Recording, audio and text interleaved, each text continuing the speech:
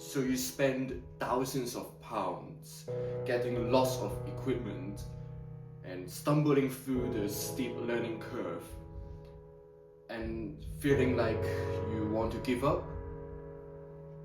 Well, what if I told you it's not that you're not skilled enough,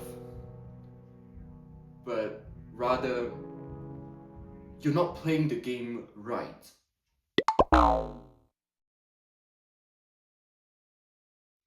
Astrophotography is not about the end product. Think of your favorite video game. What is it about the game that makes you want to play for hours without feeling bored? In a good video game, you're not expected to beat the final boss on day one.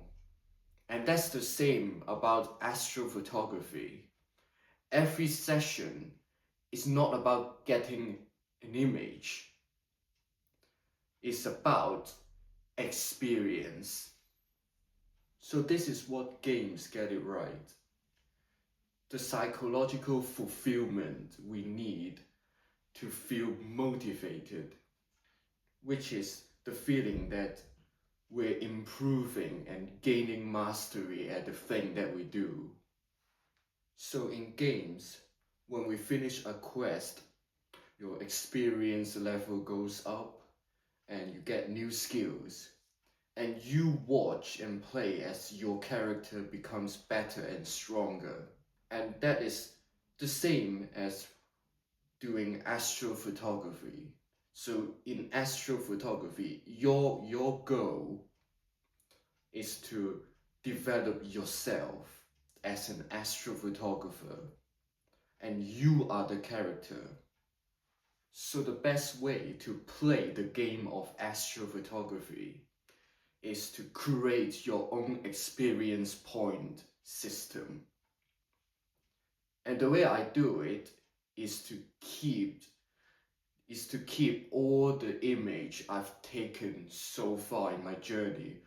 Rather, it's like a snapshot or a finalized, stacked and processed image. Whatever it is, I will keep all of them. So for example, take a look at my recent shot of the Orion Nebula compared to my first shot of the Orion Nebula. So when you look at it, it's an eye-opener, isn't it? And this is how you keep track of your progress, or this is your experience point system of astrophotography. Because by looking at your shot, like your recent shot, and your old shot of the same object, you will have the realization of how much you've progressed. And this is a visual proof of your progress, of how much we've improved, and give us a sense that we're gaining mastery. I remember I said about quest in games where you complete a quest and your experience goes up. So in astrophotography, what you can do is set some missions, set some goals, set some small wins for yourself.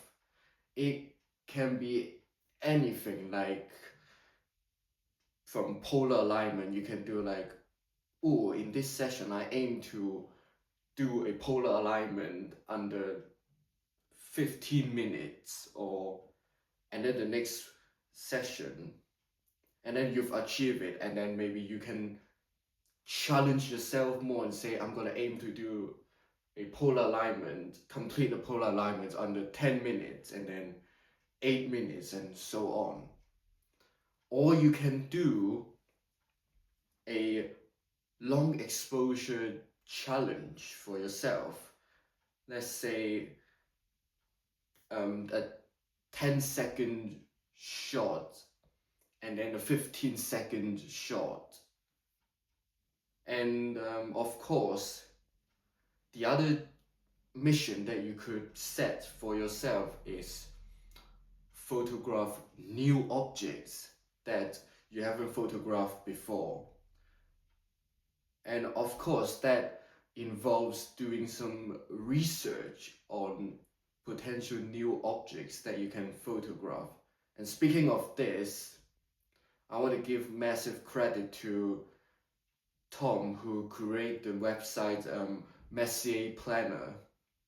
And via this website, you can search for all categories of any deep sky object and find out whether they will be visible in your given location, and you can find out the difficulty of photographing these objects, what are the recommended exposure times, and also you can use the atlas to find out what constellations are visible at a given year, a given time.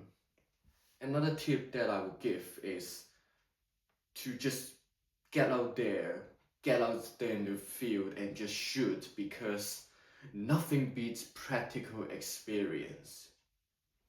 Trial and error is what makes you grow, makes you improve.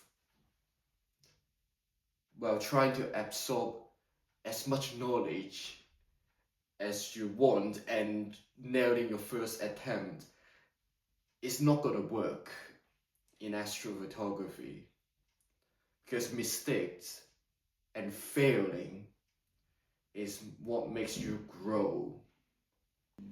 Well, I can share that the mistakes I've made in my journey, and you can try to avoid making these, but I think learning from your own mistakes, like make mistakes yourself and learning from your own mistakes, is the best way, is the most effective way to improve, to grow, to develop.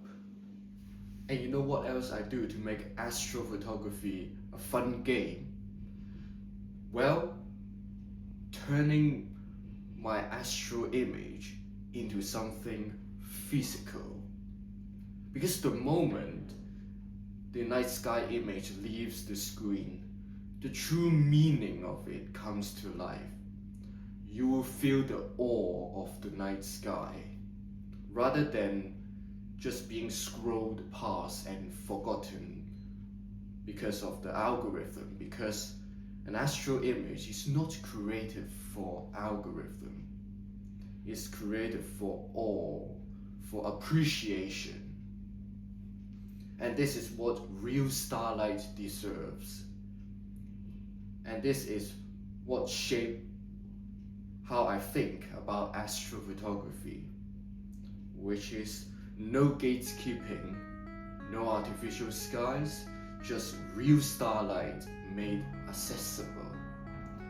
And this is what I've been working towards now. Anyway, I hope my tips help you find enjoyment in astronomy and astrophotography. And good luck on your astro adventures, and see you next time. Clear skies.